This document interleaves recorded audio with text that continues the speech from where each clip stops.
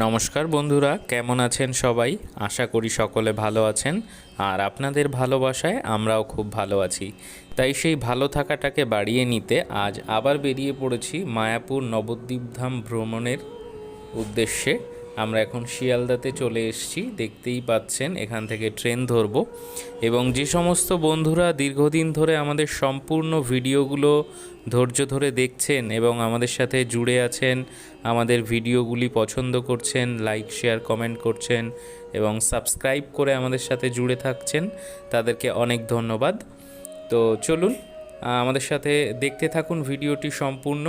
আমরা নানান জায়গাতে ঘুরেছি মায়াপুর নবদ্বীপ, তো সেই সমস্ত জায়গার নানান চিত্র আমরা ছোট ছোট করে দেখানোর চেষ্টা করব আপনাদের সামনে। হ্যালো, কেমন আছেন সবাই? তো দাঁড়িয়ে আছি, এখন আমাদের ট্রেন আসার জন্য অপেক্ষা। এখান থেকে ট্রেন ধরে চলে যাব। এখনও বোর্ডে ট্রেন দিয়ে দিয়েছে, আমরা এবার চলে যাচ্ছি 8 নম্বর প্ল্যাটফর্ম।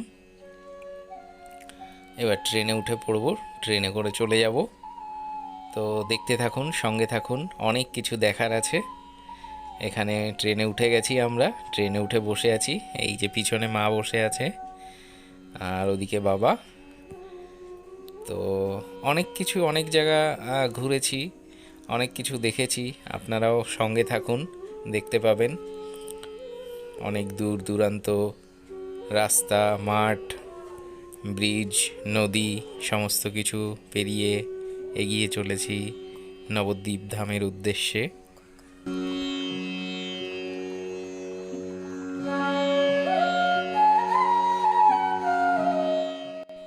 তো আমাদের নামার সময় হয়ে গেছে প্রায়।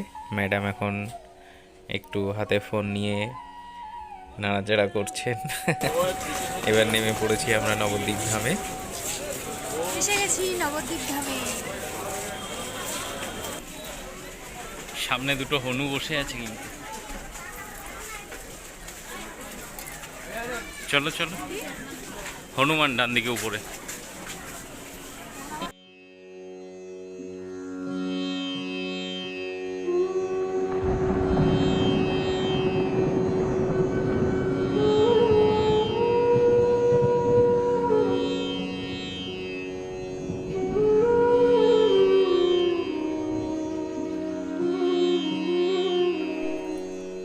ব্রিজ পার হয়ে চলে এলাম এবার প্ল্যাটফর্ম থেকে বেরিয়ে টোটো ধরবো।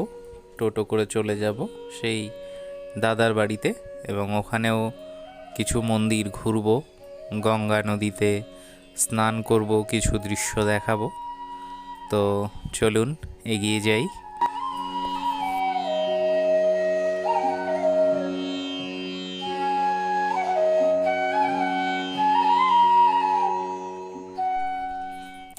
এখানেও একটি খুব সুন্দর মন্দির মঠ আছে, ওই যে দূরে লাল রঙের ওটা। টোটো থেকে নেমে পড়েছি। টোটো থেকে নেমে এখানে একটি সুন্দর রাধা কৃষ্ণের মূর্তি বানানো, সেটা দেখে নিলাম। সামনেই দাদার বাড়ি, সেখানে আমরা যাব। হেঁটে এগিয়ে চলেছি দাদার বাড়ির পথে, এসে গেছি দাদার বাড়িতে। এটা দাদার বাড়ির ঠাকুর লক্ষ্মী কৃষ্ণ, আর এটা হলো অরিজিনালি স্কন মন্দিরে যেভাবে থাকে রাধা কৃষ্ণ, ঠিক সেরকম। তো আমরা এখানে একটু রেস্ট নিলাম, একটু টিফিন করলাম, তারপর বেরিয়ে পড়েছি গঙ্গা স্নানের উদ্দেশ্যে। এগিয়ে চলেছি গঙ্গার পথে।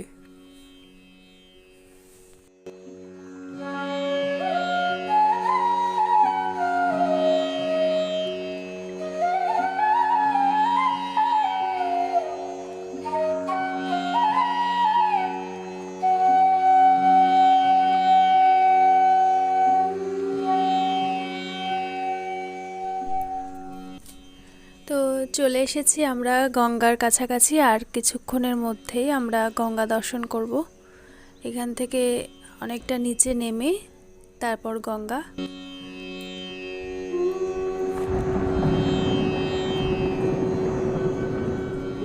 এখান থেকে বেশ খানিকটাই নিচে নেমে এগিয়ে যেতে হবে। গঙ্গার জল যেহেতু এখানটায় অনেকটাই কমে গেছে, তার জন্য বেশ খানিকটা হেঁটে যেতে হবে।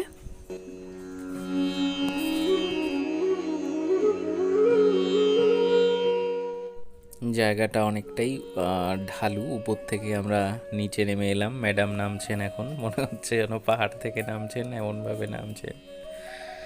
তো ধীরে ধীরে গঙ্গার কাছে চলে এসেছি। সামনেই গঙ্গা। বহু দর্শনার্থীরা স্নান করে ফিরছেন, দেখতেই পাচ্ছেন। এখানে প্রতিদিন বহু দর্শনার্থী ভক্তরা আসেন, স্নান করেন।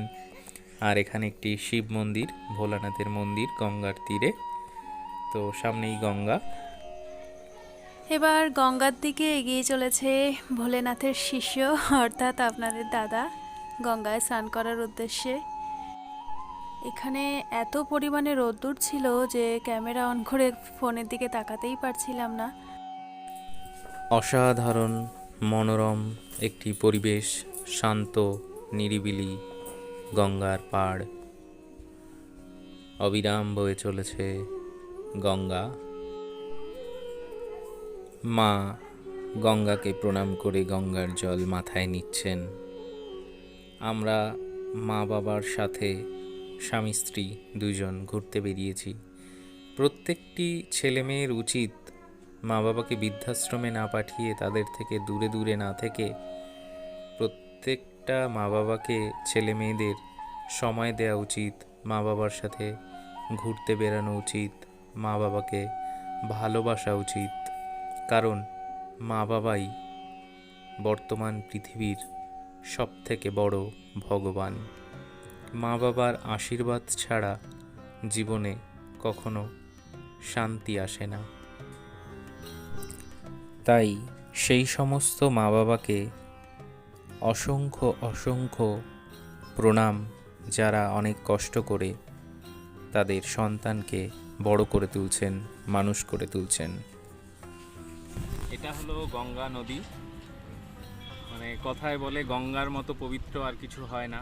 তো গঙ্গার জল এতটাই পবিত্র বলে মানা হয় যে সেখানে স্নান করলে তার যে পবিত্রতা, সেটা মুখে যতটাই বলা হয় ততটাই কম পড়ে যায়।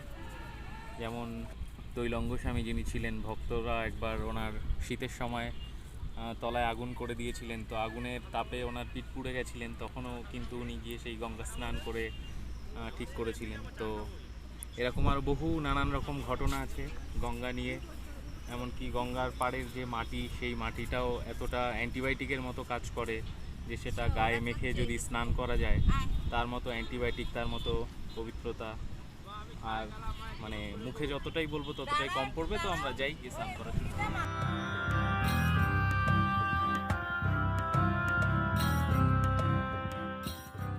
গঙ্গায় এসে আমাদের কখনো আগেই গঙ্গায় পা দিয়ে নামা উচিত নয়। গঙ্গার জল আগে হাতে স্পর্শ করে, তাকে প্রণাম করে, সেই জল মাথায় নিয়ে তারপর আমাদের গঙ্গাতে পা রাখা উচিত।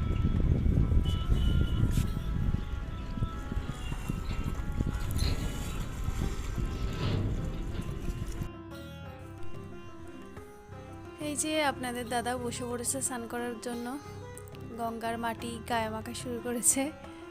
গঙ্গার মাটি গায়ে মেখে তাই স্নান করবে। এখানে আমিও চাইছিলাম স্নান করতে, কিন্তু সেরকম ব্যবস্থা না থাকায় আর করতে পারিনি। তো দেখা যাক পরে করতে পারি কিনা অন্য কোথাও গিয়ে।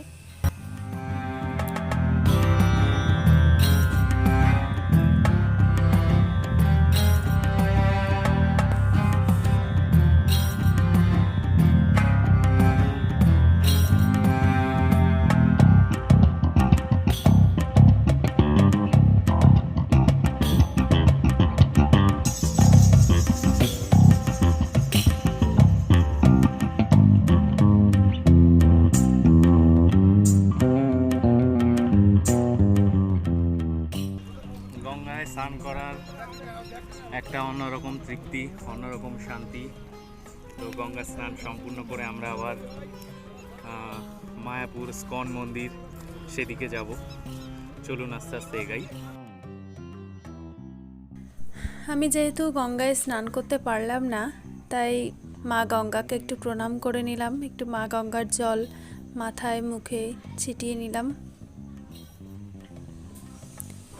খুবই শান্তি লাগে গঙ্গার জল মাথায় ছিটালে বা প্রণাম করে মা গঙ্গাকে। তারপর একটু ভাবলাম জলে নামিয়ে স্নান করতে পারলাম না, একটু জলে হাঁটাহাঁটি করে আসি। তাই একটু হাঁটাহাঁটি করলাম, করেই উঠে পড়লাম গঙ্গার থেকে।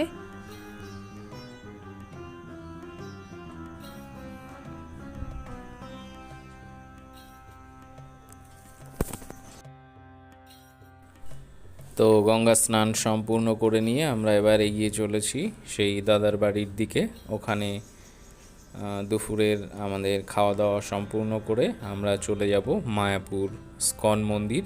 তবে মায়াপুর স্কন মন্দির পৌঁছানোর পূর্বে কিছু জায়গা ঘুরে দেখাবো আপনাদেরকে, কিছু মন্দির, কিছু মঠ, যতটা দেখানো যায়।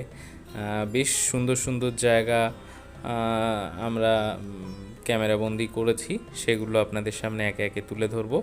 তো দুপুরে খাওয়া দাওয়ার পর আমরা আবার বেরিয়ে পড়েছি। বেরিয়ে প্রথম যেখানে এসছি এটি হলো জল মন্দির বলা হয়, জল মন্দির বলে পরিচিত, যেহেতু জলের মাঝখানে এই মন্দিরটি নির্মাণ করা হয়েছে, তাই এটির নাম জল মন্দির। আমরা এখানে কি আছে না আছে সেগুলো একটু ধীরে ধীরে দেখার চেষ্টা করব।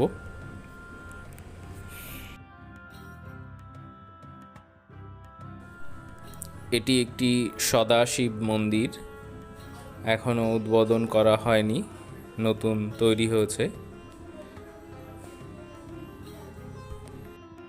এখানে ঘুরতে ঘুরতে একটা হরিণের বাচ্চা গেটের সামনের দিকে আসলো, তা ওকে একটু আদর করে দিলাম। দেখুন কিভাবে গ্রিলটা চিবিয়ে চিবিয়ে খাচ্ছে, ও ভাবছে ওকে হয়তো কোনো খাবার দেব।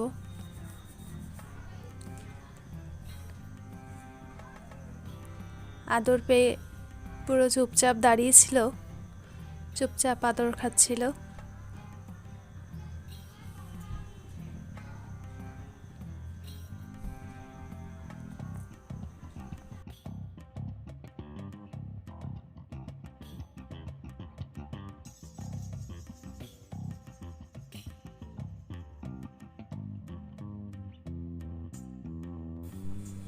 তো এই মন্দির ঘুরে নিয়ে আমরা এখান থেকে বেরিয়ে পড়ছি। এবার পরবর্তী আরেকটি জায়গাতে যাব, চলুন দেখা যাক সেখানে কি আছে।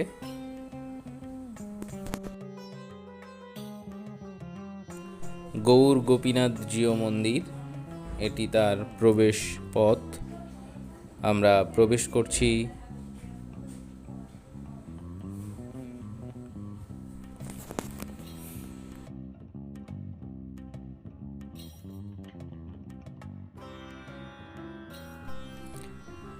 এখানে সেই চিত্রটি তুলে ধরার চেষ্টা করা হয়েছে যেখানে সমুদ্রের ভেতর দিয়ে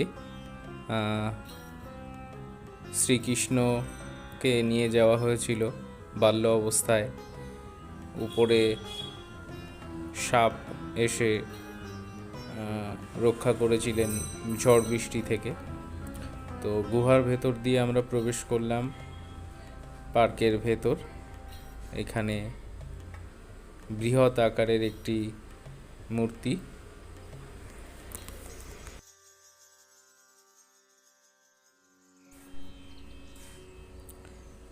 সখীদের সঙ্গে রাধা কৃষ্ণের লীলা।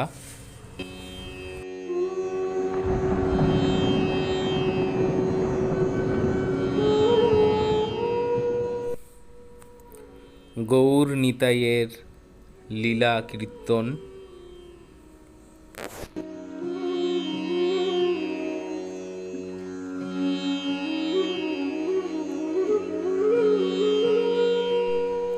জয় হনুমান।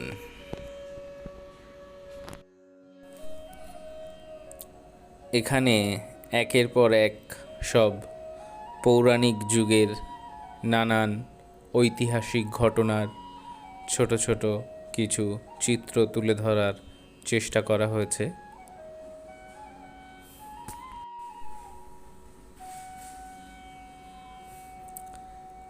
এটি ঐতিহাসিক একটি ঘটনা, যে ঘটনাতে মহাপ্রভু জঙ্গলের সমস্ত বাঘ, হরিণ, সিংহ, সমস্ত পশু পাখির সাথে লীলায় মেতে উঠেছিলেন।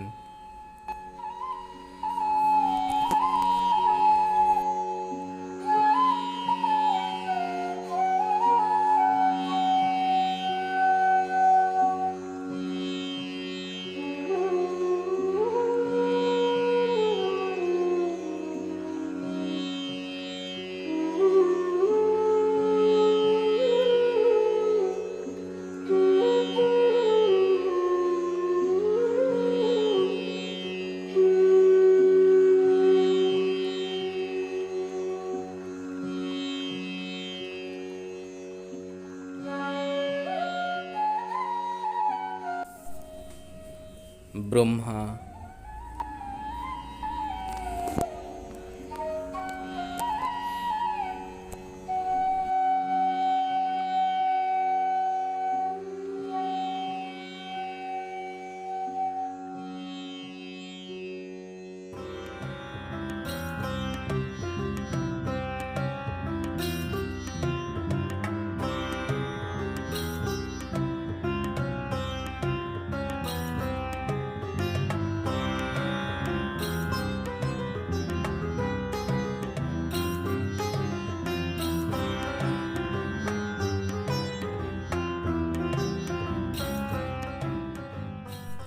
এবার মিউজিয়াম দর্শন। ঐতিহাসিক সব নানান যুগের নানান স্মৃতি, সত্য, ত্রেতা, দাপর, কলি, নানান যুগের নানান চিত্র।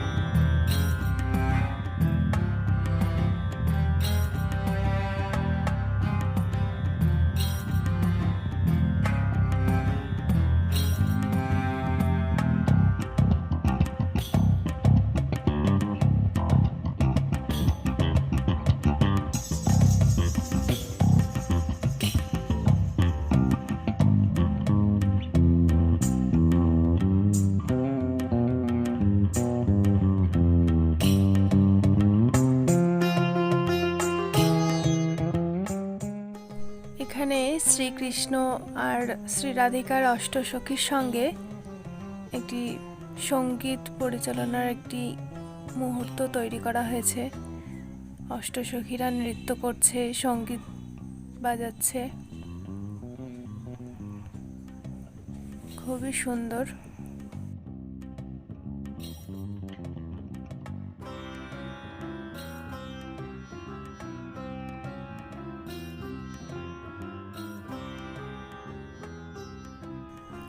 আর এই পাশে আছে একটি লাড্ডু গোপাল, হাতে লাড্ডু নিয়ে বসে আছে দোলনায়। সবাই এসে দোল দিচ্ছে, মাও একটু দোল দিল, তারপর আমি একটু লাড্ডু গোপালকে দোল দিয়ে দিলাম। যেন মনে হচ্ছে সত্যিকারের সামনেই তাকে দোল দিচ্ছি। খুবই সুন্দর ছিল লাড্ডু গোপালটা। আর এখানে আছে পঞ্চতত্ত্ব, যেটা বলে গৌর নিতাই।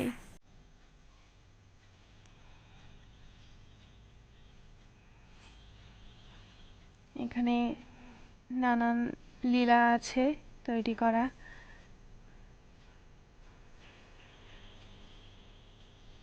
এখানে ওই রাক্ষসী বধের এটি সিন।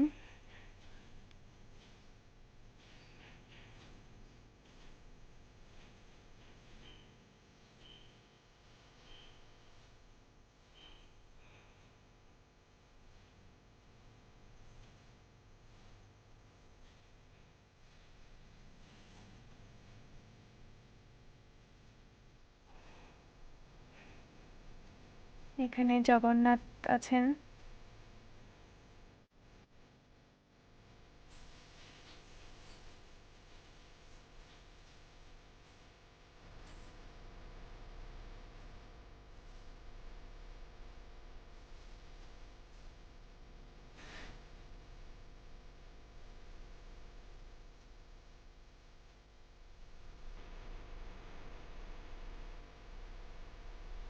মিউজিয়াম দেখা শেষ, এবার বেরিয়ে আসলাম বাইরে।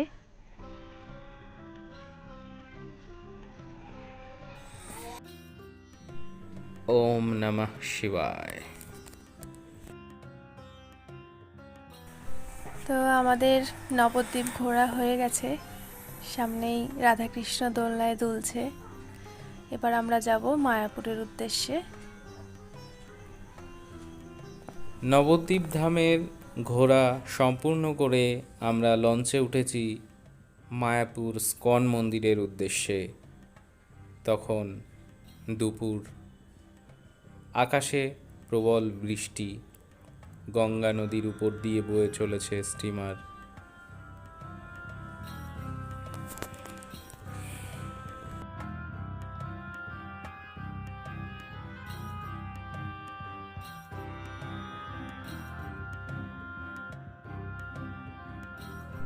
গঙ্গা পার হয়ে এসেও এপারে ব্রিজের উপর আমরা দাঁড়িয়ে আছি।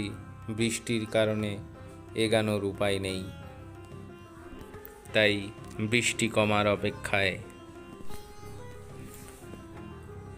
বৃষ্টি একটু কমতেই আমরা বাইরে বেরিয়ে এলাম। ম্যাডামের আম মাখা খাওয়ার শখ হলো। আম মাখা খেতে খেতে আমরা পৌঁছে গেলাম মায়াপুর স্কন মন্দিরের সামনে। এটি তার প্রবেশদ্বার। আমরা ধীরে ধীরে ভেতরে প্রবেশ করব।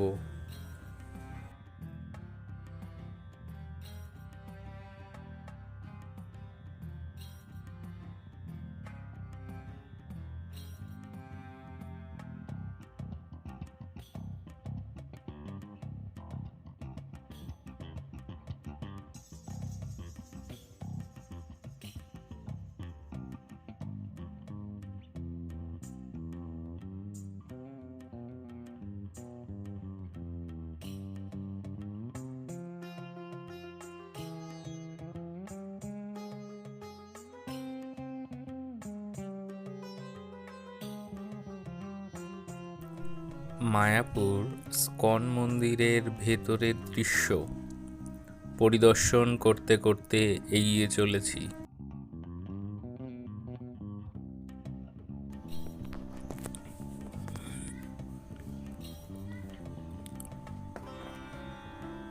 প্রতিদিন এখানে লাখো ভক্তরা আসেন দর্শন করতে। এটি একটি সমাধির জায়গা, যেখানে স্কনের সমস্ত পূজারী সাধকরা দেহত্যাগ করার পর তাদেরকে এখানে সমাধি দেয়া হয়।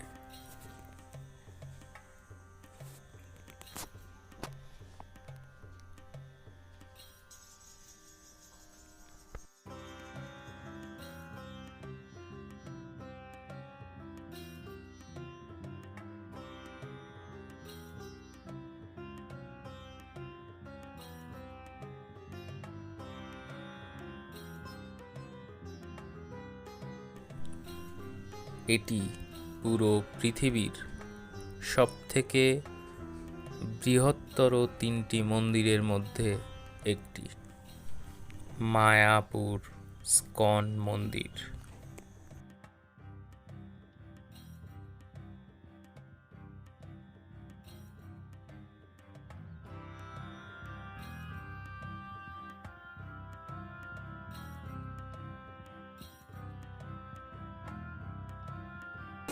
আমরা এখন আরতি দেখতে গেছিলাম মন্দিরে, যেহেতু ফোন অ্যালাউ নেই, ফোন টোন সব জমা দিয়ে গেছিলাম আরতি দেখতে।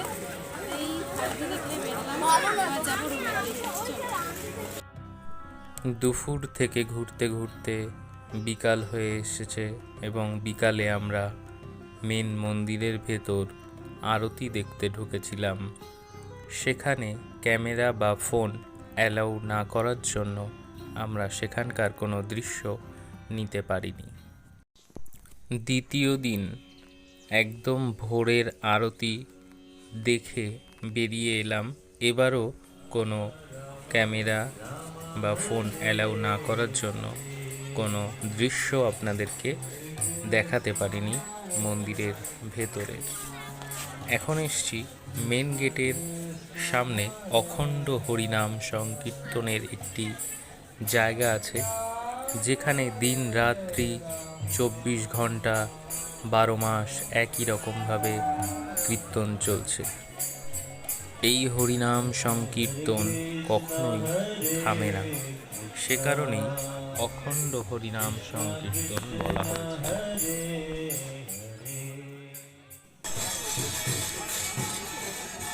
মন্দিরের ভেতর এখানে মহাপ্রসাদের কুপন পাওয়া যায়।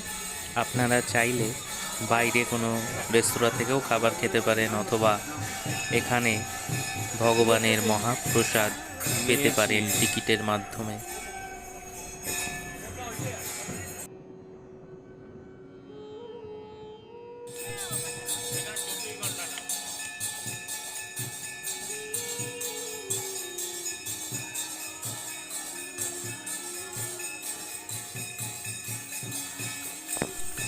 এই মহাপ্রসাদের কাউন্টারটা একদম যে মেন প্রবেশ দ্বার তার সামনেই, যেখানে অখণ্ড হরিনাম সংকীর্তন হয়। তো সেখান থেকে আমরা এখন চলে যাচ্ছি গোশালায়। এখানকার একটি বিশেষ আকর্ষণ গোশালা। তো গোশালায় পৌঁছে গেছি। এটা গোশালার প্রবেশ দ্বার।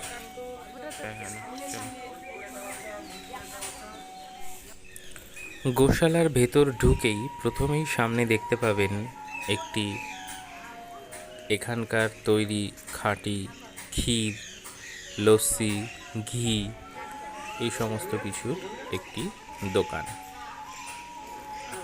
একই রকম আরেকটি দোকান আছে এদিকে ডান দিকে, এবং তার ঠিক সামনে থেকে একটি সিঁড়ি একটু উপরে উঠে গেছে গোশালায়। এখানে হাজার হাজার গরু থাকে। এদিকের কিছু গরু এখন বাইরে ঘুরতে গেছে।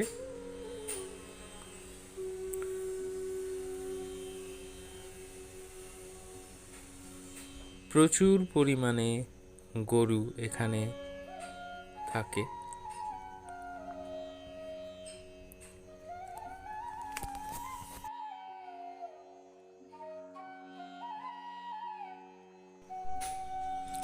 এখন গরুকে আদর করার পালা চলছে। এখানে গরুকে আদর করছে।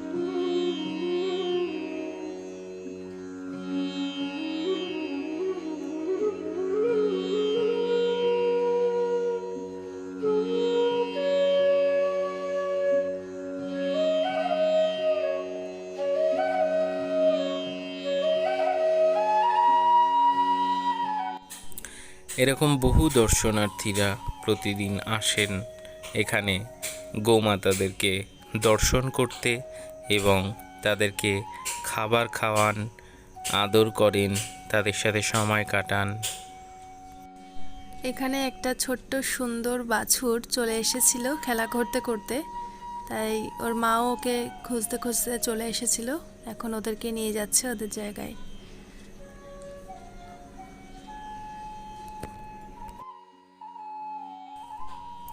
আমরাও এখন গোমাতাদেরকে একটু খাবার খাওয়াবো, সেই উদ্দেশ্যে এগিয়ে চলেছি গোমাতার কাছে। দেখুন কিভাবে তারা হাতের থেকে খাবার নিয়ে খায়।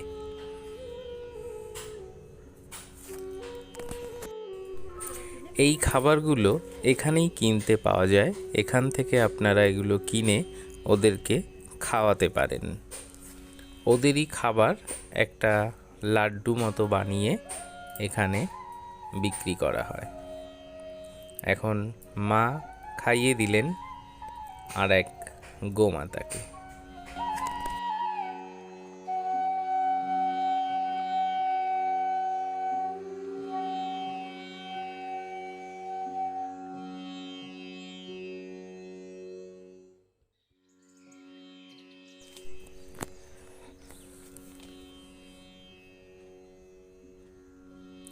অনেক বড় একটি এরিয়া জুড়ে এই গোশালা। এখানে নানান রকম প্রজাতির গোমাতা গোপিতা বাস করেন।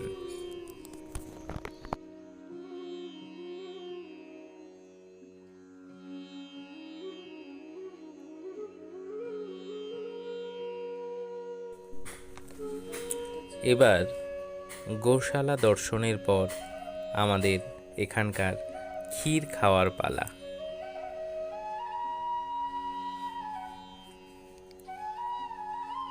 অসাধারণ স্বাদের এখানকার এই ক্ষীর।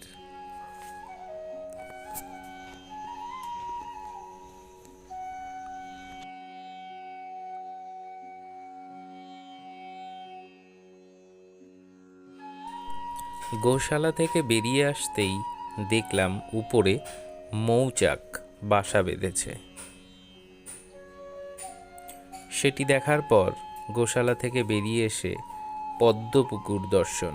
এটি পদ্ম ফুলের একটি পুকুর, বৃহত্তম একটি পুকুর। আরেকটি কথা আপনাদেরকে জানিয়ে রাখি, আমরা যে মায়াপুর ঘুরলাম, দর্শন করলাম, সেখানে কিন্তু আরও বহু মন্দির দর্শন করার জায়গা রয়েছে, ঘোরার জায়গা রয়েছে। আমরা যেহেতু এর আগেও দর্শন করেছি, ঘুরেছি, তাই এবার আর সমস্ত মন্দিরে ঘুরিনি।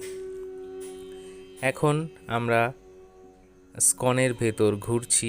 এক জায়গায় ভগবানের মহাপ্রসাদ ভোগ খেয়ে আরও ঘণ্টাখানিক এদিক ওদিক ঘুরে এখন দুপুরের প্রসাদ খেতে এসেছি। এটি সেই ভগবানের মহাপ্রসাদ। সকালে যেটা আমরা টিকিট কেটেছিলাম, সেই টিকিটের মহাপ্রসাদ এখন পাওয়ার সৌভাগ্য হলো।